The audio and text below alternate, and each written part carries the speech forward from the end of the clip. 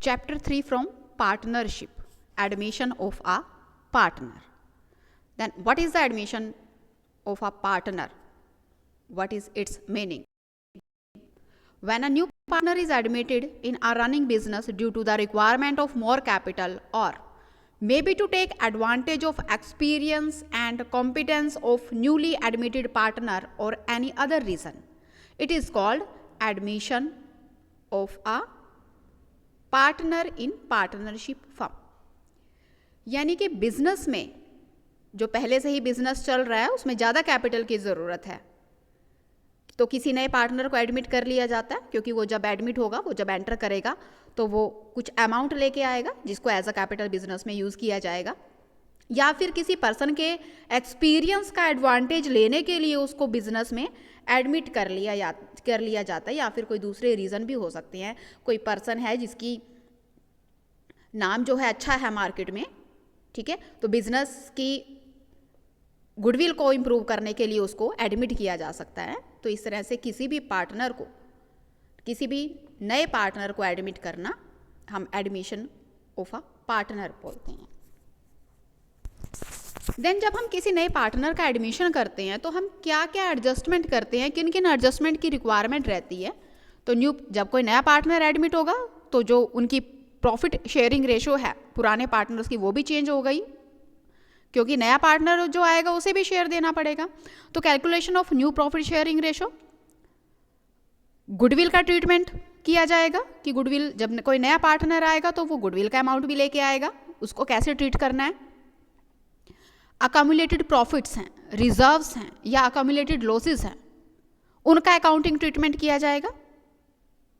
Then accounting treatment of revaluation of assets, asset को revaluate किया जाएगा और लाइबिलिटीज को रीअसेस किया जाएगा।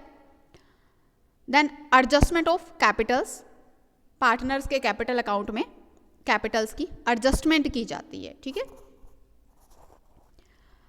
Calculation of new profit sharing ratio हम देखेंगे कि हम नई प्रॉफिट शेयरिंग रेशो को कैसे कैलकुलेट करते हैं, क्यों कैलकुलेट करते हैं। When a new partner is admitted he acquires his share of profit from the old partners. जब भी कोई नया पार्टनर एडमिट होगा वो पुराने पार्टनर से प्रॉफिट का हिस्सा लेगा, तो इससे जो है पुराने पार्टनर का शेयर्स जो है वो रिड्यूस हो जाएगा, उनका जो प्रॉफिट का हिस्सा है वो कम हो जाएगा, ठीक है। तो इसीलिए न्यू प्रॉफिट शेयरिंग रेशो को कैलकुलेट करना ज़रूरी हो जाता है। हमारे पास 6 वेज हैं न्यू प्रॉफिट शेयरिंग रेशो को कैलकुलेट करने के। देन फर्स्ट है हमारा when only the share of new partner is given in the question, question में अगर आपको नए पार्टनर का शेयर गिवन है। सेकंड मेथड है अगर क्वेश्चन में फ्रॉम रिटर्न है, फ्रॉम लिखा हुआ है अगर क्वेश्चन में, ठीक है, तो कैसे हम न्यू प्रॉफिट शेयरिंग रेशो को कैलकुलेट करेंगे ये हम आगे देखेंगे। When new partner acquires his share in particular ratio, नया पार्टनर जो है एक पर्टिकुलर रेशो में अपना शेयर जो है वो एक्वायर करता है। When of his share written in the question, जब क्वेश्चन में सेकंड पॉइंट में मैंने बताया था कि अगर क्वेश्चन में फ्रॉम लिखा हुआ है। फोर्थ पॉइंट है अगर क्वेश्चन में ऑफ हिज शेयर लिखा हुआ है तब कैसे कैलकुलेट करना है। When future ratio of old partner is given in the question, अगर फ्यूचर की रेशो क्वेश्चन में पहले से ही दी गई है। When partner retains his original share, और अगर पार्टनर जो है अपना ओरिजिनल शेयर ही रिटेन करता है, यानी कि जो उसका पहले शेयर था वही उसको ऐसे ही रखता है, तो हम ये हमारे पास 6 मेथड्स हैं प्रॉफिट शेयरिंग रेशो को कैलकुलेट करने के। First method when only the share of new partner is given in the question, ठीक है। एक एग्जाम्पल के थ्रू हम इसे समझेंगे। A and B are partners in a firm sharing profits and losses in the ratio of 3:2, ठीक है। 3:2 जो है ए और बी की रेशो दे रखी है। C is admitted for 1/4 share in profits, profits में 1/4 शेयर के लिए सी को एडमिट किया जाता है, ठीक है। तो हम इसकी new profit sharing ratio calculate करेंगे। ए और बी की जो रेशो है वो 3:2 है, सी को एडमिट किया गया है 1/4 के लिए। तो let total profit is equal to 1। अब 1 में से 1/4 तो सी को दे दिया जाएगा, ठीक है, जब उसे एडमिट किया, तो रिमेनिंग प्रॉफिट कितना बचा 1 - 1/4, तो 3/4 ए एंड बी के लिए बच गया है हमारे पास। ए एंड बी के लिए 3/4 शेयर बचा है, तो इस 3/4 को वो 3:2 की रेशो में डिवाइड करेंगे, ठीक है। तो 3/4 ए का जो शेयर है 3/4 मल्टीप्लाई बाय 3/5 9/20 आ गया। बी का जो शेयर है वो 3/4 का 2/5 लेगा। 3:2 थी ना उनकी रेशो, ओल्ड रेशो, तो 6/20 आ गया बी का, और सी का शेयर हमें पता ही है 1/4 है, ठीक है। लेकिन अब ए का शेयर 9/20, बी का 6/20 और सी का 1/4, तो हमें इनकी रेशो निकालने के लिए डिनोमिनेटर सेम बनाना है। सी का डिनोमिनेटर 20 निकालने के लिए 1/4 को 5/5 से मल्टीप्लाई कर देंगे तो इसका शेयर भी 5/20 आ जाएगा। तो रेशो जो है अब हमारे पास 9:6:5 आ जाएगी इस क्वेश्चन की रेशो, ठीक है। यहाँ आप देख सकते हो new ratio A B and C की 9:6:5, ये हमारा आंसर आ जाएगा। When from written in the question, second जो मेथड है, अगर क्वेश्चन में फ्रॉम राइट किया गया है, अब देखो इस क्वेश्चन में A and B are partners in the ratio 3:2. They admitted C for 1/4 share in the firm. He takes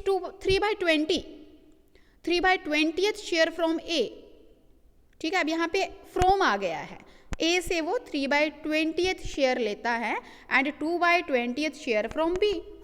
From B, from, ठीक है, B से वो 2/20th शेयर ले रहा है, ठीक है। A से वो 3/20 ले रहा है और B से वो 2/20 ले रहा है। तो न्यू प्रॉफिट शेयरिंग रेशो हमें कैलकुलेट करनी है। ए और बी की रेशो जो है 3:2 है, सी जो 1/4 के लिए एडमिट हुआ है। जब फ्रॉम आ जाता है तो हम सब्ट्रैक्ट करते हैं ओल्ड रेशो में से जितना पार्ट लिया गया है। 3/20 फ्रॉम ए था तो 3/5 उसका ओल्ड पार्ट था ए का, ए के 3/5 में से 3/20 हम सब्ट्रैक्ट कर देंगे, 9/20 आ जाएगा। अब क्वेश्चन में गिवन था 2/20 फ्रॉम बी, बी का ओल्ड रेशो क्या थी 2/5, तो 2/5 माइनस 2/20 इज इक्वल टू 6/20। सी का शेयर हमारे पास है ही है 1/4, इसका भी हम डिनोमिनेटर सेम बनाएंगे, ठीक है, सेम वे में जैसे पहले किया था। तो रेशो जो है हमारी 9:6:5 आ जाएगी। देन थर्ड वे है when new partners acquire his share in particular ratio, एक पर्टिकुलर रेशो में वो अपना शेयर जो है एक्वायर करता है। A and B are partner sharing profit in the ratio 5:4. They admit C for 1/3 share which he acquires in equal proportion. अब देखो ऊपर दे रखा है जो ये मेथड है when new partner acquires his share in particular ratio, तो यहाँ पे न्यू पार्टनर की पर्टिकुलर रेशो बता दिया कि वो किस रेशो में ले रहा है पुराने पार्टनर से। यहाँ बता दिया है कि he acquires in equal proportion from both, दोनों से वो इक्वल लेता है। तो न्यू प्रॉफिट शेयरिंग रेशो हमें कैलकुलेट करनी है। ए और बी का 5:4 जो है वो रेशो दे रखी थी, सी जो है 1/3 लेता है। अब वो इक्वल लेता है, जो ये 1/3 सी शेयर लेगा ये ए और बी से इक्वल लेगा, इट मीन्स 1:1 की रेशो में लेगा। तो 1/3 का हाफ वो ए से लेगा, 1/3 का हाफ वो बी से लेगा। तो ए को सेक्रीफाइस करना पड़ेगा, कितना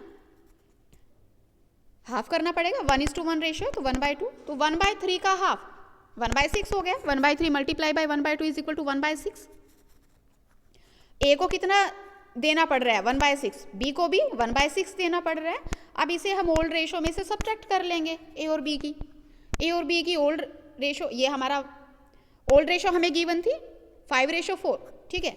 ए सेक्रीफाइस कर रहा है 1/6, बी सेक्रीफाइस कर रहा है 1/6, इसको हम ओल्ड रेशो में से डिडक्ट कर लेंगे। ए और बी की जो ओल्ड रेशो थी वो 5/9 थी, माइनस 1/6 हम कर लेंगे तो 7/18 उसका न्यू पार्ट आ जाएगा। ऐसे ही बी की जो पुरानी रेशो थी वो 4/9 थी, 1/6 वो अब सेक्रीफाइस कर रहे हैं तो उसके ओल्ड रेशो में से 1/6 सब्ट्रैक्ट करके 5/18 आ जाएगा। और सी का शेयर हमारे पास है 1/3, ठीक है। लेकिन हमें डिनोमिनेटर सेम बनाना है रेशो के लिए, तो 1/3 को हम 6/6 से मल्टीप्लाई कर लेंगे, 6/18 आ जाएगा। तो जो नई रेशो है हमारी 7:5:6 आ जाएगी। ए बी और सी की न्यू रेशो 7:5:6 आ जाएगी, ठीक है। ये जैसे आपको दिखाई दे रहा है न्यू रेशो 7:5:6, ये आपका आंसर कैलकुलेट हो गया है। देन फोर्थ मेथड है when of his share written in the question में अगर ऑफ हिज शेयर लिखा हुआ है। एग्जाम्पल के थ्रू हम देखेंगे। A and B are partners in a firm sharing profits in the ratio of 2:1।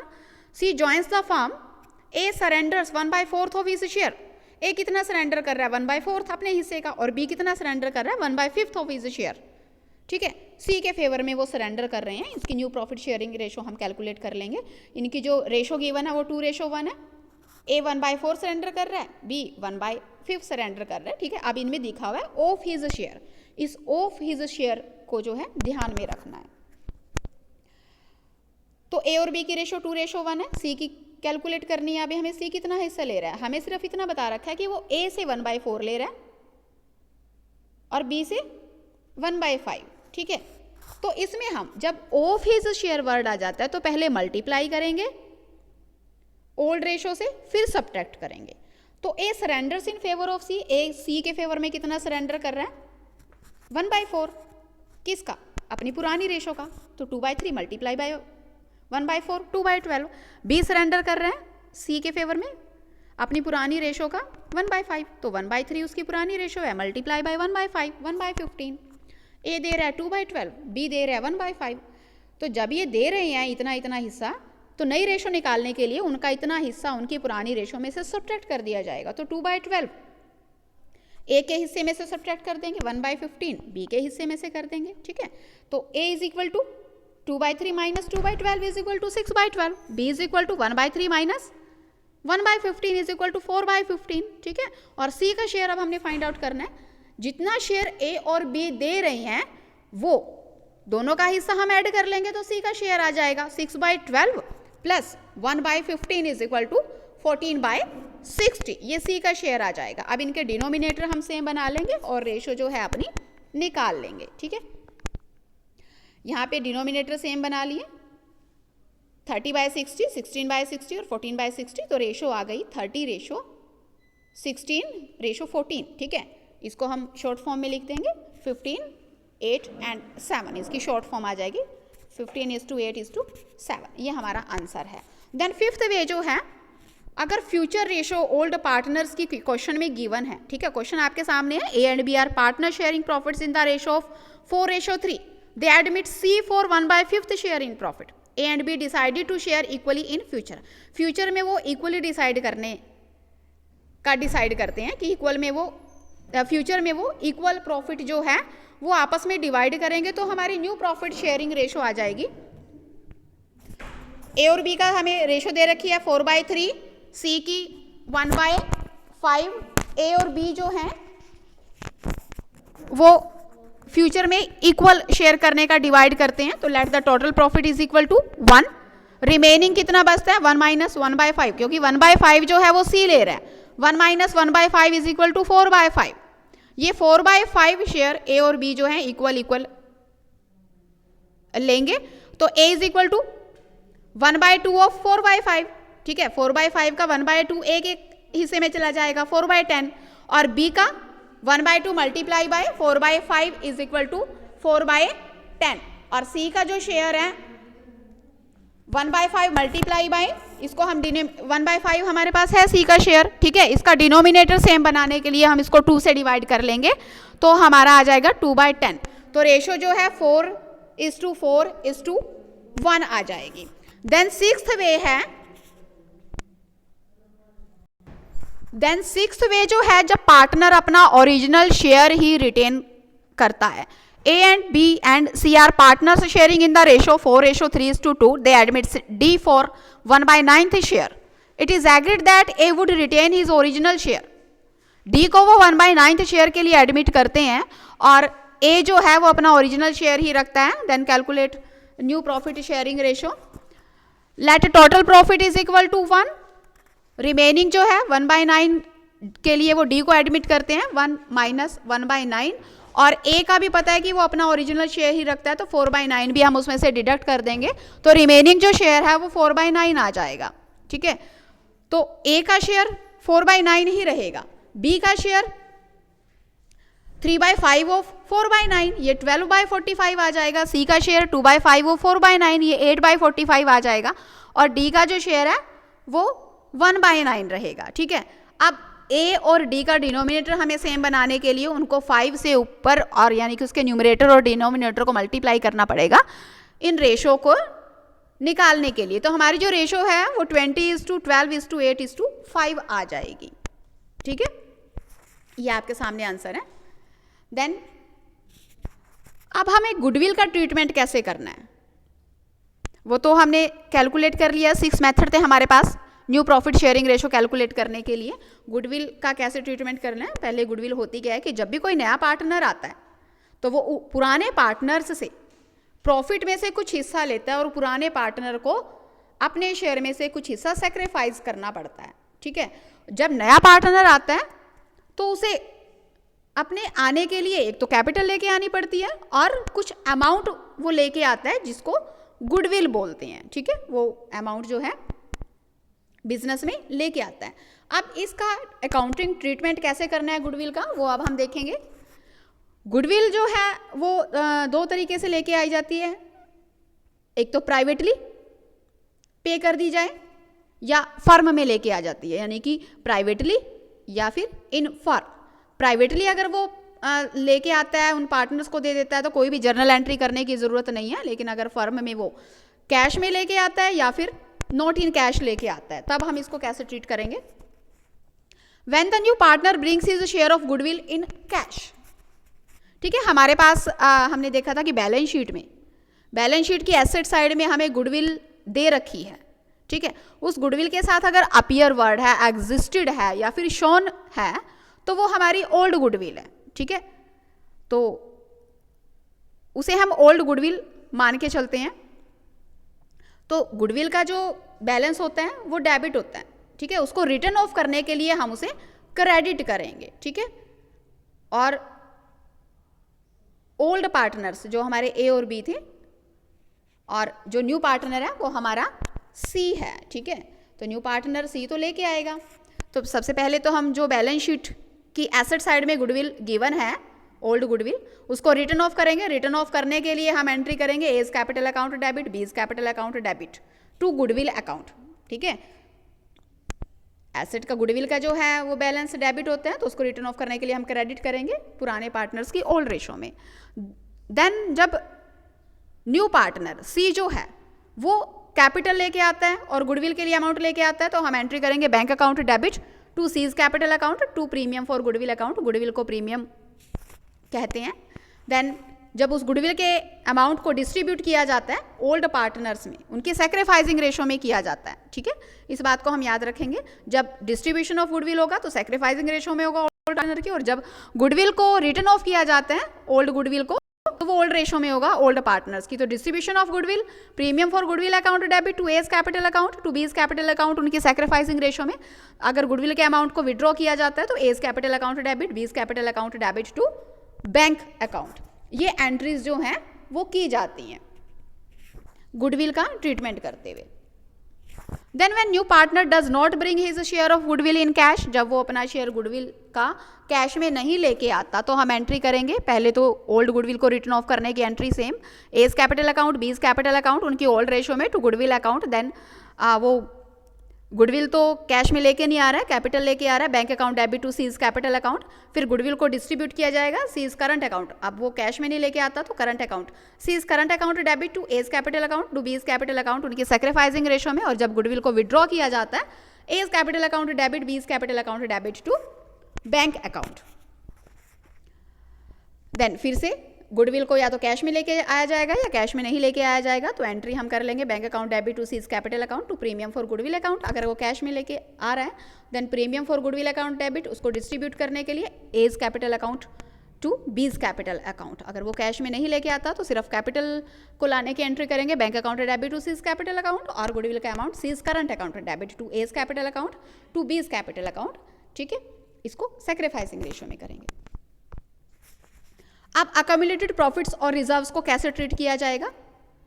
Balance sheet में हमें अगर रिजर्व दे रखे हैं तो वो लाइबिलिटी साइड में, reserves, general reserves, profit and loss account, अगर प्रॉफिट है तो वो लाइबिलिटी साइड में होगा, लॉस है तो वो एसेट साइड में गिवन होगा।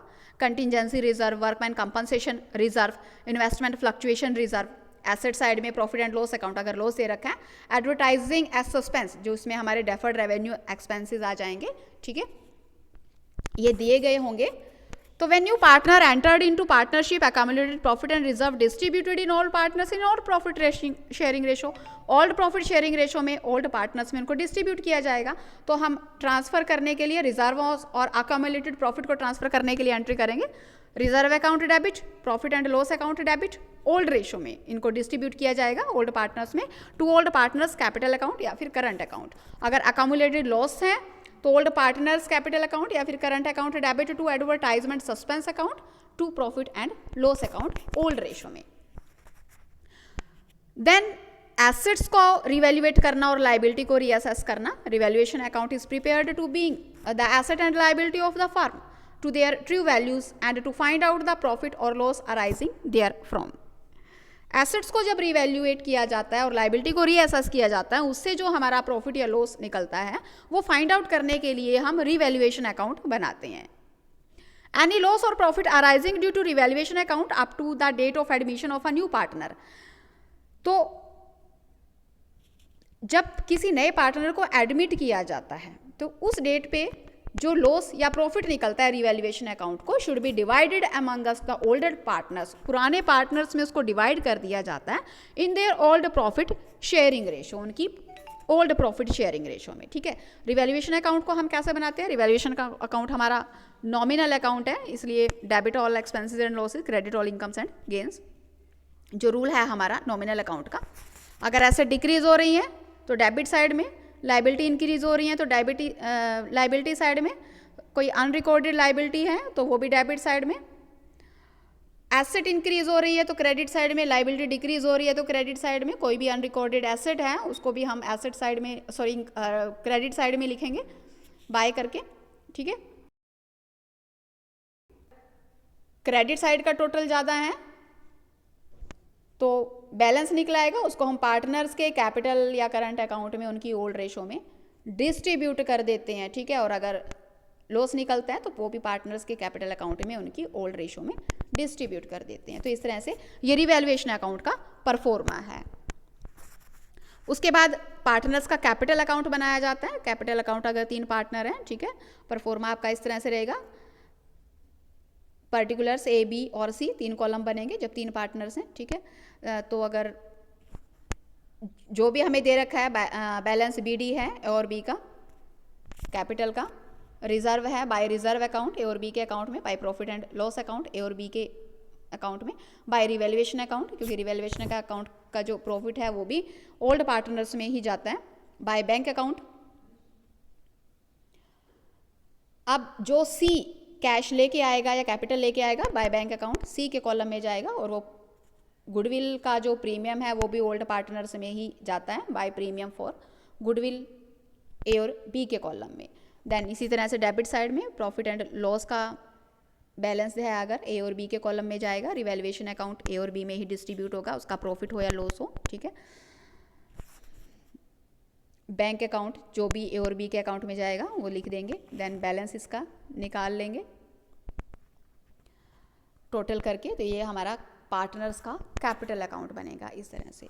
तो ये हमारा admission of a partner, partner को एडमिट करते हुए क्या क्या एडजस्टमेंट जो हैं वो की जाती हैं.